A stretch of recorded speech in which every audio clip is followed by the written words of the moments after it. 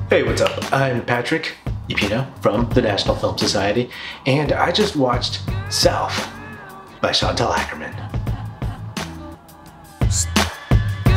South is a documentary by Belgian filmmaker Chantal Akerman. It was made in 1999, and I saw it on the Criterion channel, which is awesome. I love the Criterion channel. It's an amazing change of pace from all the regular streaming channels. And as a charter member, they actually gave these out, these little metal card thingies. I'm still not sure what you're supposed to do with it, but I mean, it's metal, so it's cool. Akerman had wanted to make kind of a meditative film about the South. According to Criterion, she was inspired by William Faulkner and James Baldwin's writings. Then a few days before she was set to start filming, James Byrd Jr. was viciously beaten and murdered by 3 white supremacists. He was dragged to death. They had chained him up to the back of one of the guy's trucks and dragged him for 3 miles.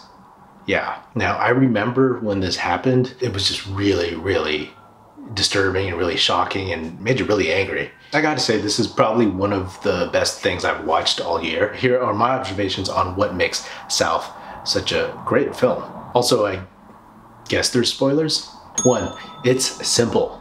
I found this movie really captivating in its simplicity. I mean, there are a lot of long takes where not much happens, and yes, a lot of people may find that boring, but to me, it's almost kind of like a challenge to see and appreciate what is happening in that moment and anticipate what's next for the story and what's the point.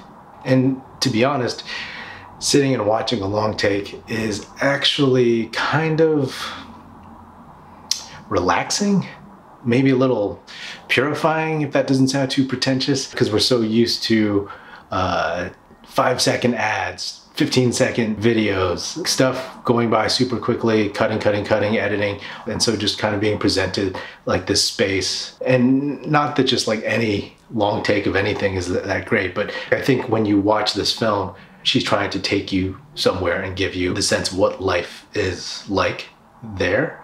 The fact that there is boredom, that there is a lot of just sitting around. I mean, this is pre-Wi-Fi, pre-smartphone, pre-internet everywhere. And really, it's just seeing places where time basically just passes. And it lulls you, whether it's sounds of buzzing lights or buzzing flies. It's just kind of like you're just there. 2, the 90s video aesthetic. Now, growing up in the 90s and using, VHS, Hi8, whatever, who would have thunk that that would have become such a retro aesthetic? I guess it makes sense that it falls in line so that it kind of has that time stamp the way Super 8 does or 16mm home films do. But also it's refreshing to see something that isn't filled with drone shots. Drone shots are awesome. They're super helpful and they're a great tool. But you turn on any channel and everything is like a drone shot. And in South, you see a lot of stuff literally from the window of a slow driving car. Maybe because it's so different from what I'm used to right now. Like, I found that refreshing as well. I found that kind of quaint, and it has this drive-by tourist feel to it, It's like when you visit a town or some other place and you just stare out the window and you kind of imagine what life is like there. I mean, that's the effect that it had for me. 3, the interviews. I thought the interview technique was cool in the sense that you don't see any lower thirds. You don't know, for the most part, exactly who you're talking to or who you're hearing from. And there isn't much editing, if any, involved with most of them. It's basically them telling a story of something that they either knew or experienced or heard of. What I found really powerful was that for me, it gave me this sense of like I was there having a conversation, obviously just listening, but like it was very comfortable and casual. At least the subjects came off that way. It wasn't about trying to just extract information or particular sound bites, but you get a sense of the person telling the story. And by watching them, what it means to them and how it affects them. Does that make sense? 4, a really, really strong use of negative space. Now, what I mean by that is like there's so little traditional action going on that there's a lot of breathable, meditative moments. In context, it works because you know what has happened. You know that this man was dragged to death, he was beaten and murdered, tortured, torn apart.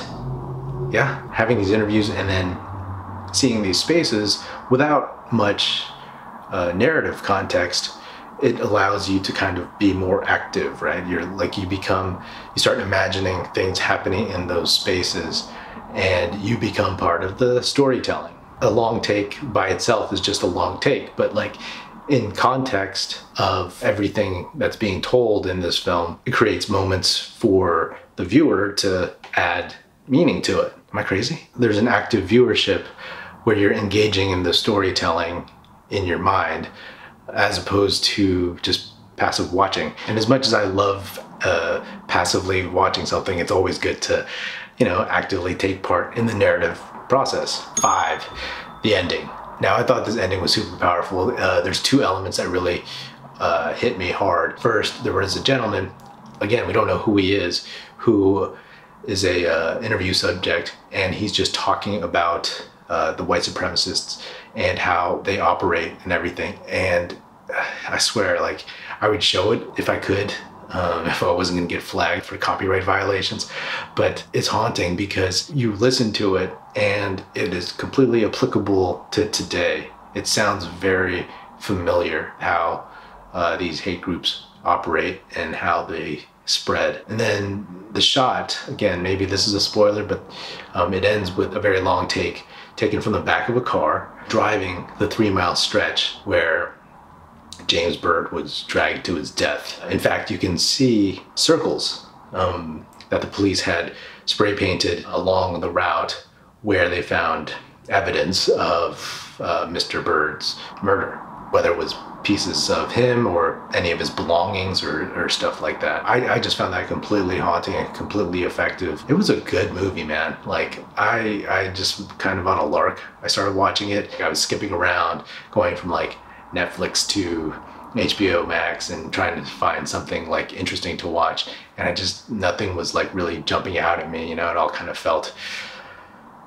I've kind of felt a little like the same right now. Anyway, what's your favorite film about the South? Let me know in the comments below. And don't forget to like this video, share it, and subscribe to the National Film Society. And I'll see you next time. Thanks.